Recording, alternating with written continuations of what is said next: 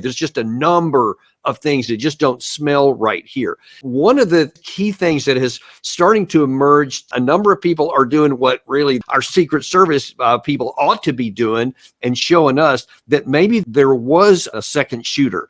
And now, I'll just tell you right up front, I'm relying on information that we have found out there, and I always cross-check everything else to see what's going on, to see if it's a reliable source, etc. And so this is an ongoing thing, but there is a theory that's being formed, and there is enough credible information out there that this is where an investigation needs to go to find out. First of all, I want to look at an excellent simulation that was done by a private individual. I think is a private company did this on their own, and they show you using the starting point of where the shooter's body was found, what happens with some of these shots here. So first of all, there was 8 shots that were allegedly fired by Crooks, the Matthew Crooks. And it's interesting in how they go. And you're going to see this in a couple of different videos coming up here in a few minutes, that there are 2 really distinct groupings of shots. There is the first 3 shots, and I'm going to show you the C-SPAN video of what was shown to the America Live, and you'll hear a shot and then an echo. It goes because of just the acoustics of the round. So the first 3 shots, but they're methodical. There's 1, 2, 3, and then a 3-second pause, and then this scatter shot of 5 shots, just bam, bam, bam, bam, bam, bam, and then a 6th one that follows in after that.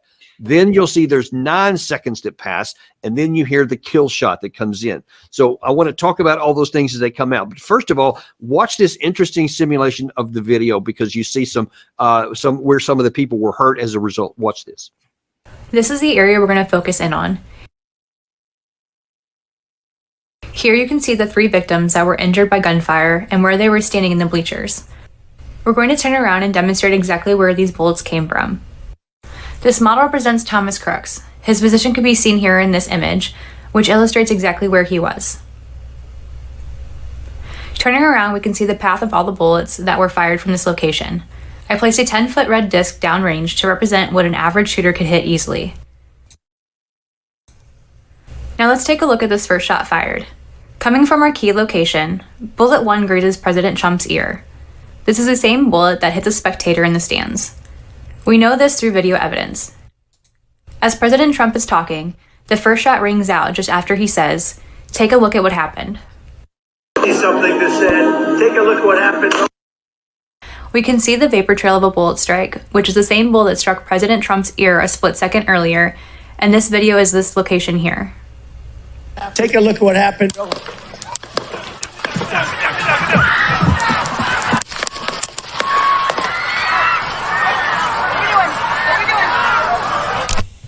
With all that gunfire, it's easy to understand how these spectators were injured, even though they were not the target, including the sole spectator who lost his life that day.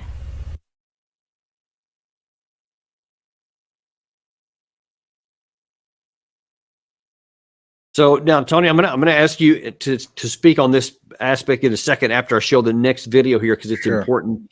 But the first shot, the very first shot, should have been the kill shot. Gary, if you can roll that other video actually underneath this, because you see on this simulation, this is where Trump's head was, and then right before it happened, that's when many people have heard this whole thing that his turn of the head may have saved his life, and you see it graphically right there, that had he not made that last turn, that's where the bullet would have entered, and this, we'd be having a very different conversation today. That's actually what happened. So that implies somebody who is really good at what they're doing. They know what they're doing. And it's a specific thing I'm going to want you to talk about is how a trained sniper actually engages the target with the breathing, with the finger joint squeeze, and all that kind of stuff, and how important that is to being to hitting a shot on target. I want to show that second. But first of all, again, here was what America saw live on July 13th. Probably 20 million people. And you know, that's a little bit old, that chart. That chart's a couple of months old. And if you want to really see something that said, take a look at what happened.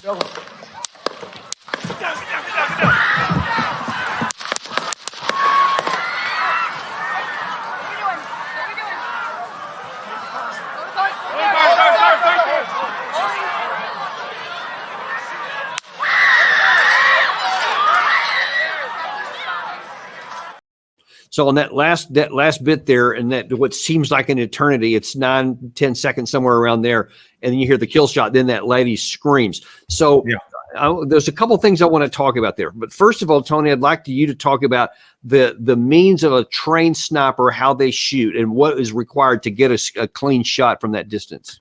Well, this guy wasn't a trained sniper, and I'll be honest, and I hope the audience doesn't get upset. Any one of the three of us could have taken that shot and made it hit. Now, this is actually an Army round. This is the current issue. This is a steel tip 5.56. The caliber that he used, I'm not sure if he had 5.56 or the civilian, what, 223. But it's the same bullet. With the 5.56 has more powder. It's more powerful. And Danny, to your point, the acoustics are going to tell the entire story. Maybe that's why she's not talking about the number of casings, just saying, because and for the audience to understand, the bullet comes off the casing. The casing is what's left. I got to be clear on this, because I don't want anybody to think that, oh, this whole thing's a bullet. It's not. This is the casing and this is the bullet right up front. So what we're going to come to find, and I think other folks have already done the analysis, is that you hear a double click, click, click. The first click, the first sound is the bullet supersonic going past the microphone. So when it goes through past Trump's microphone, you hear the sonic boom, and then you hear the report, the click. So it's click, click. It's click, click. So those bullets, every time you have that, you're hearing that. You don't necessarily understand that's what you're hearing, but you're hearing it literally 2 clicks per shot. They're very microseconds apart, though, because of the travel. Now, I'm not a Marine, so I don't memorize, and I don't know if I'm not trying to be glib here, but I know the Marines that memorize numbers more than we do. We just shoot things; they memorize things. So they memorize it. But I'm telling you, this thing is traveling faster than the speed of sound. So within the first 3 shots, and Danny, you're correct. The first shot was supposed to be the kill shot, and that's pretty good trigger discipline. Pow, pow, pow. You're acquiring the target. You're maintaining pretty good accuracy, because anytime you fire, even with a 5.56, and again, this is the basic weapon. Some form of this is what he was using. You're going to have, even though it's a light recoil to other weapons, you still have recoil, and you have to reacquire the target. So the first one is supposed to be the kill shot. The next 2 were a little bit off, because he's now either pulling a little bit. He's not an expert marksman. I mean, he's not a sniper, because snipers, by the way, Danny, and you know this, they use bolt action rifles. So the bolt action comes back because the snipers believe the bolt action gives them more precision, especially at longer ranges. So this was not a long range shot. This is something that, again, we could have taken. We could have probably made that shot pretty accurately, even with iron sights. And now apparently the kid has a scope, which, why didn't they just talk about the scope a little bit too? What kind of scope did he have?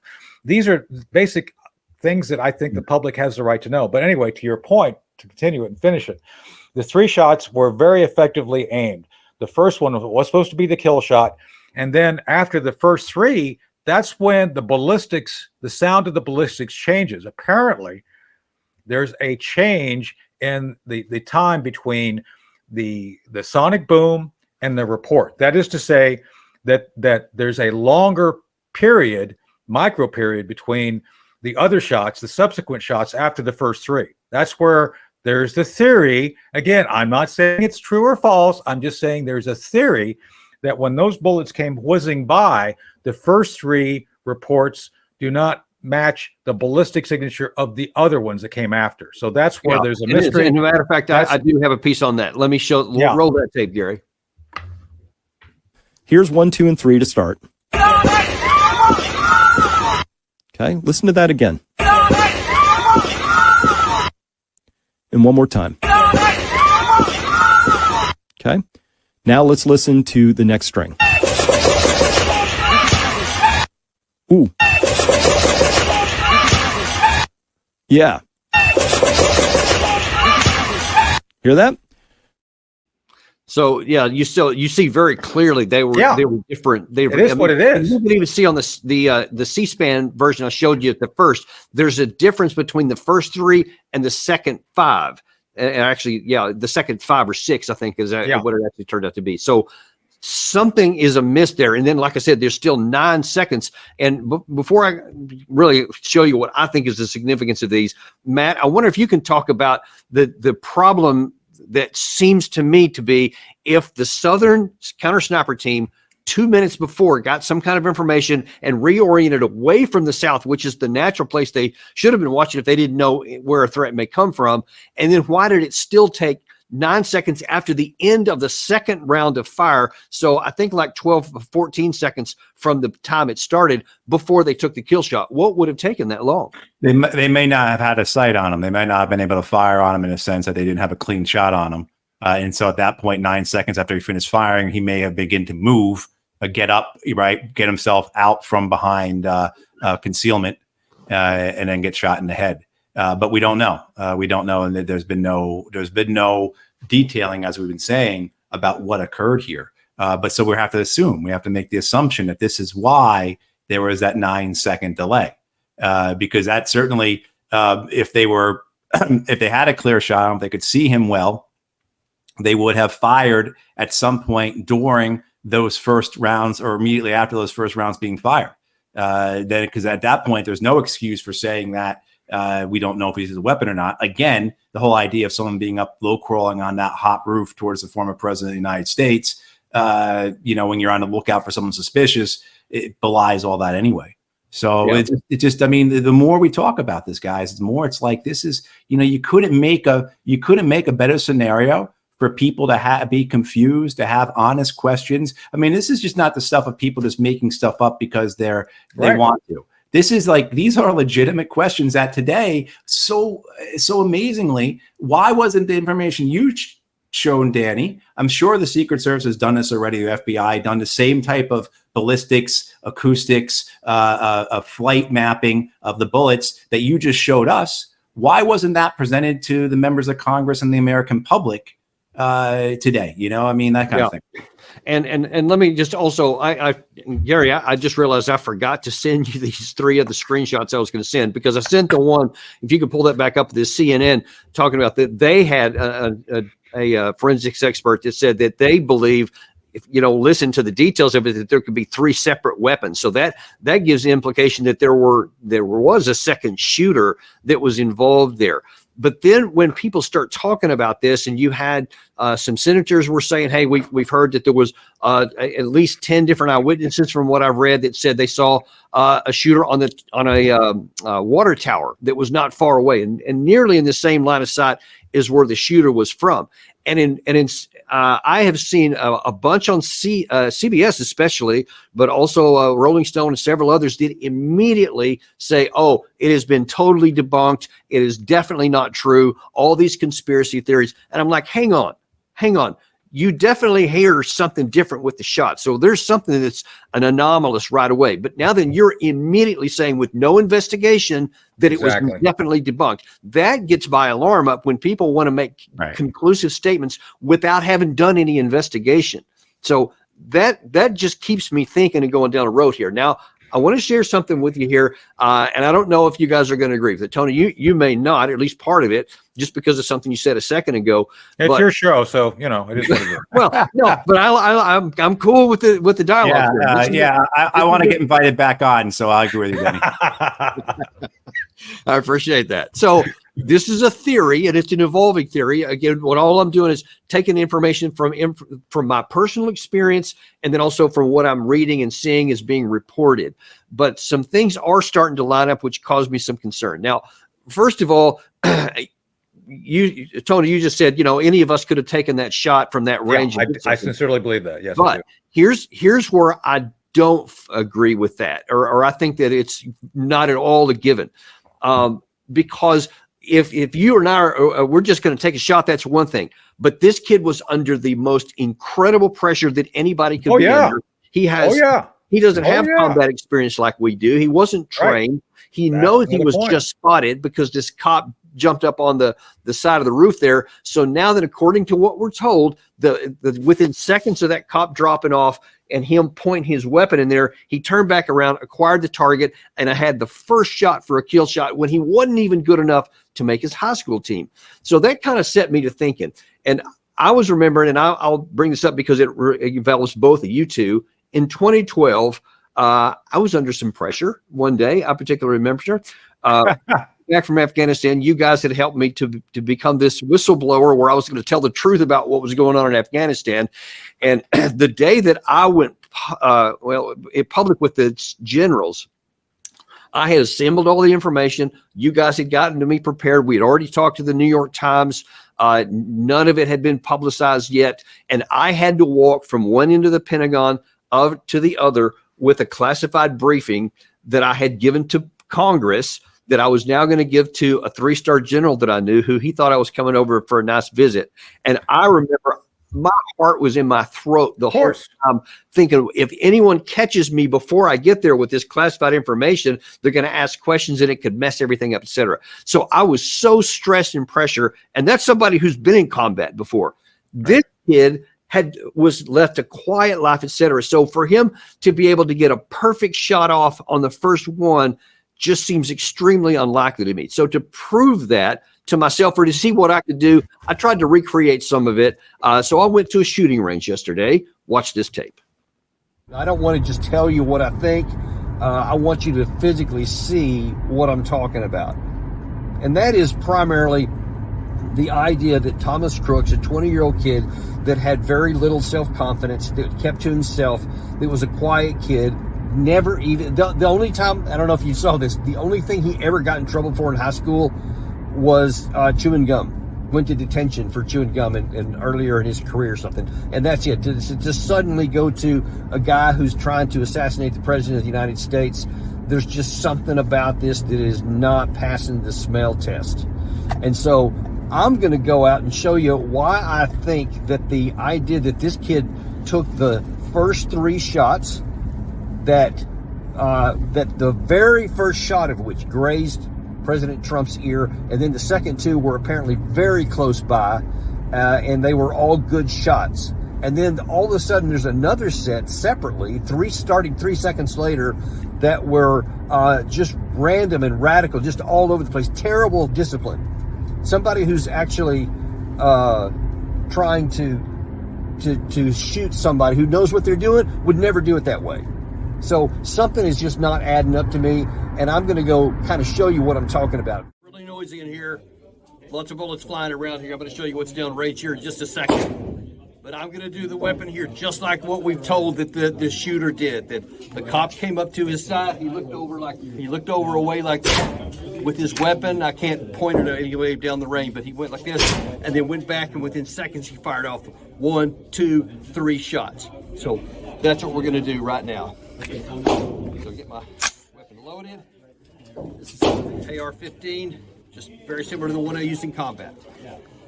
So move it to safe, off safe to fire. So he looked over here, he says this, then the guy gets down, and he 1, 2. All right, let's see how I did. Okay, so you see, I fired 3 shots. I got 2 of them close to the head, not quite on it. I was aiming for center mass on the head, and that's as good as I could get, folks. That is, where's it at here? That's from 25 meters, 2.5, not 147. And that's with somebody who's got some experience, and that is that close. Now you can say I'm not an expert shooter, but I guarantee you, a kid from 147 meters with 20 years old, never been in a stressful situation, life or death, he ain't gonna get that shot, folks. It ain't gonna happen. Okay, now I'm gonna shoot the 5 shots in that rapid succession like you heard. You heard the first 3, bam, bam, bam. And the second 5, bam, bam, bam, bam, bam. 5, 6, 5 or 6. We're gonna shoot 6. It was bum, bum, bum, bum, bum, bum. I'm going to show you what that looks like now, and then we're going to see. I got a new target down there, so we'll take a look at it in just a second.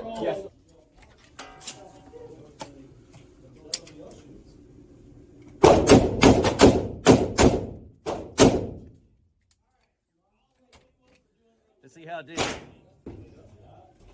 Okay, well, it turns out this time I actually I came kind of close here this time, but you see, I actually got one kind of out where the ear would be. But again, bear in mind, folks, that was 25 yards, and that was somebody who knows what they're doing. And you can understand that these here from a distance are going to be feet off the target here. That's just from 25 meters. That just shows you how hard this is.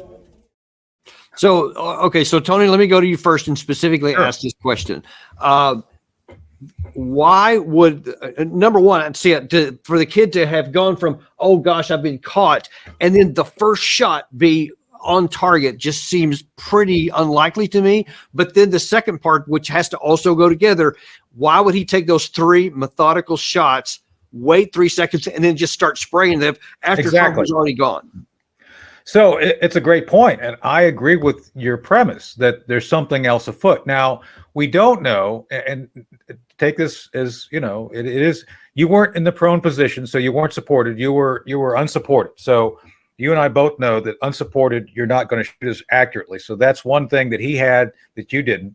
Secondly, he had a scope. So not that I have a lot of guns around my house, but I have a lot of guns around my house. So I pulled out my real gun. This is the one I use, just saying. And you can see it has a scope. This is a red dot. This is about 100 meters. I could hit things. And that's what he had, right? He had a red dot. He didn't have an actual scope. We don't know. We don't exactly know, but this is a basic red dot scope. It goes right on top. This is I fired this accurately out to about 100 meters. I have about 3 acres here, so not that I have overlapping and continuous fields of fires, but I kind of do. Anyway, I need to come over and visit, man. Don't show up uninvited. Just saying. So anyway, but my point being is we don't know what scope he had either. But to your point, even one of us with the proper technology in a prone position, unless you take a deep breath, right? We're taught. Right. That release some, and then you do it. And then so when you have the stress of people pointing and yelling at you, that's a stressor, right? And then you have police officers crawling up, trying to get up your ass. That's a stressor. Yeah, someone had to have immensely steady nerves and take more than a deep breath to be able to kind of center and hit the target with precision. It's not as easy as I think one would make it. As much as I say I think we can make the shot, I'm saying we could make it in the best conditions where we're not, and we've been under fire, and I've shot at people. I may have shot at people, just saying. It was legit shots. If I shot people, it was legitimate, just saying. Don't want to get anybody upset with me. But within the context of even the legit shoots I've made, they're very difficult to make, and you're under stress. You go black in a situation like that. You go into the black, so you have to retain and rely on muscle memory, right, guys? Muscle memory. So absolutely. you have to get so well trained that within the context of all these stressors happening, you can still come up, take the deep breath, and pull. That's not easy. So again, did the kid take the first 3 shots, or did someone else take those shots? And were the last shots him spraying? Because those last shots, that's exactly what my theory is. And Matt, I want you to talk on this. Those last shots were spraying. He was not, those were not precision shots. And plus Trump had already dropped by that time. Like he had dropped 3 full seconds. So I don't even know what those other 5 shots would have been shooting at. And Matt, I wonder if you have any thoughts on that part. Well, it'd be great if they'd had a drone there, right? I mean, you'd have so many of these questions answered if they were a drone. Right. I mean, one of the things might have been how long between the cops trying to get on the roof and one cop falling off and everything else, and the shot was fired. That we don't have that timeline. Was it 2 seconds? Was it 20 seconds? Did it allow him to get back into a better position? Did the weapon have a bipod on it? I mean, did it have? I mean, all these things that we just don't know the answer to. Right. But your points are exactly right about how in a situation like this, how nervous you're going to be, the adrenaline. But that is always improved upon through training and experience. And I give you an example that I think maybe a lot of people watching can relate to is, remember the first time you went to the liquor store with your fake ID, right? And how nervous you were? Oh, I remember that. Right? And then after, using it several times, you were an old pro going in there, calm, cool, collected, right? I mean, that's what experience does. That's what training does. And so this opens up a whole other pathway, is like, how did this occur? If there is something deeper, how well prepared was he? And the evidence for something like that occurring is the fact that you have had more than 2 decades now of the FBI and other federal law enforcement agencies doing exactly this type of thing and trapping young Muslim men, right? Creating these circumstances. I mean, it's been a history for 20 years of dozens upon dozens of just prosecutions of young Muslim men who were entrapped, set up, brought into conspiracies that the FBI themselves were creating.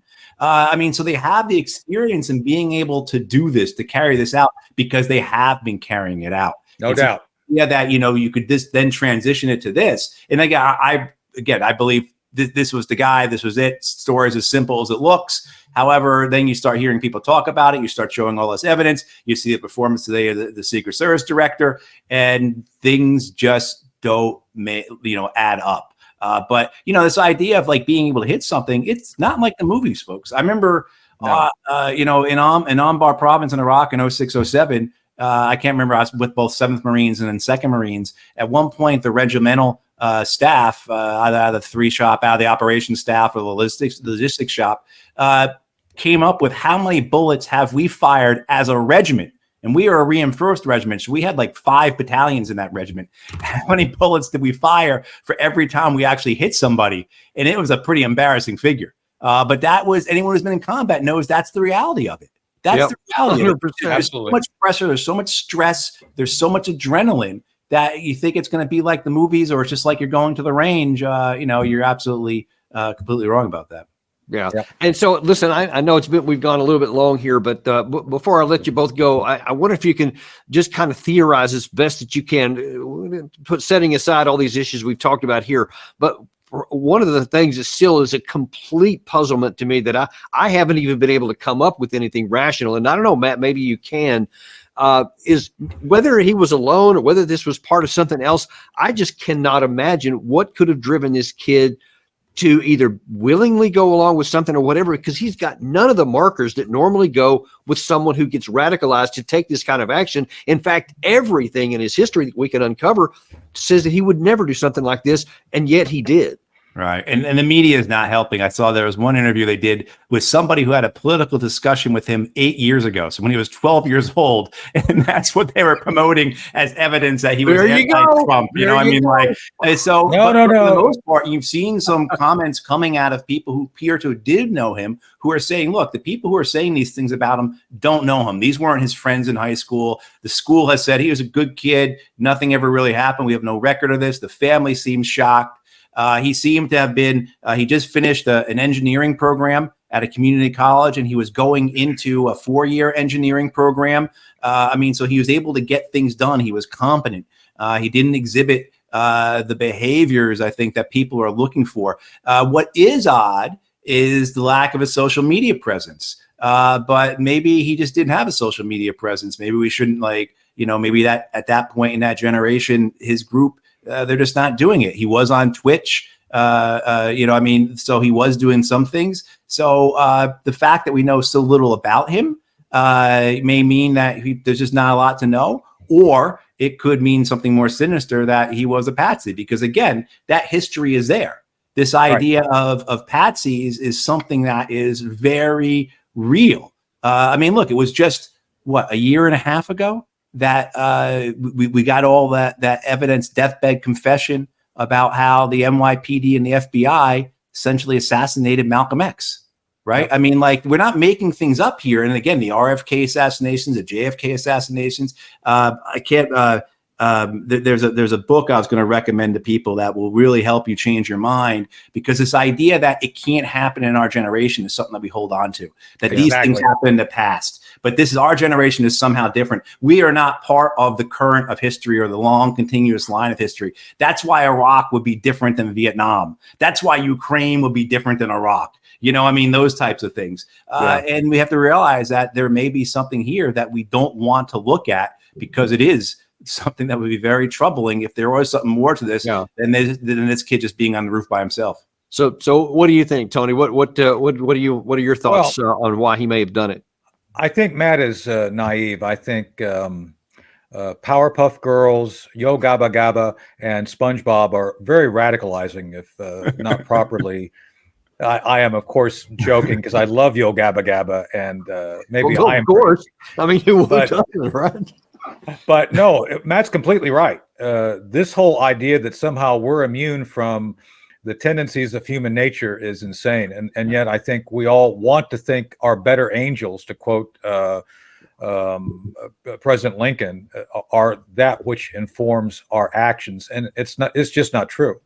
And I think we have to recognize there's still evil. Evil, it does not have a political party. It does not have a political home. It is just evil. And I think that's what we saw on display today, evil. And both political sides came together and said, there's something evil at the core of this. We just don't know what it is. And I'm going to say it. Am I getting in trouble for it? I think the reason we're not seeing the basic answers, like Marjorie Taylor Greene laid out today, she asked Cheadle, did you bring us a timeline? Danny, I think you said, why wasn't there, or Yeah, Matt, I Matt don't know did. if you said it. Matt, you said, why didn't she show up with PowerPoint presentations with the basic interrogatories, which is what I would have done if I'm the director. It's like, hey, here's what we know so far. I apologize. I should have done a better job. I'm resigning. But instead of doing that, she basically said, well, we have a timeline, but we're not going to share it. Oh, really? Well, that's helpful. And that's the thing. I think there was a narrative being prepared to go back to Matt's point. I think there was a narrative, and the narrative was, we are mourning the loss of Donald Trump. They were prepared for that narrative. I think they had ramped themselves up behind the scenes. And I think what we see here, everything else has been weaponized against candidates they don't like. I think this was weaponized incompetence. I think this was incompetence by design. Well, I guess we're going to find out, although it's going to be hard because no information is forthcoming from the people who are supposed to provide it. But I can assure you that we're not going to rest until we get to the bottom of this, and we're going to keep drilling. And I know thousands of other people are also using a lot of their own capabilities and research abilities to find this out. And it's just not going to stay hidden. So whatever did happen, because in my view, there is no chance, zero, that Thomas Crooks acted on his own and did this crazy thing. And now we're embarrassed because the Secret Service wasn't ready. But okay, cool, moving on. Let's just make it better next time. Something is more to this. There's no way it could be less. But we'll find out. But listen, appreciate you guys coming on and give me a little overtime, extra time today. And we're definitely going to have you guys back on as soon as we get the next round of information.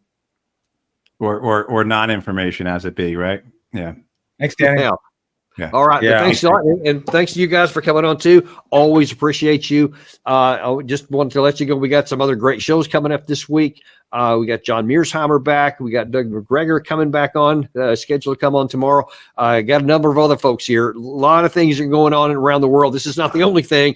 History has not stopped, and things are going on in both Asia and in Europe, and we're going to bring it all to you this week. Thanks, and be sure to like and subscribe so that other people can get to experience the same things you do. And we'll see you tomorrow on Daniel Davis Deep Dive.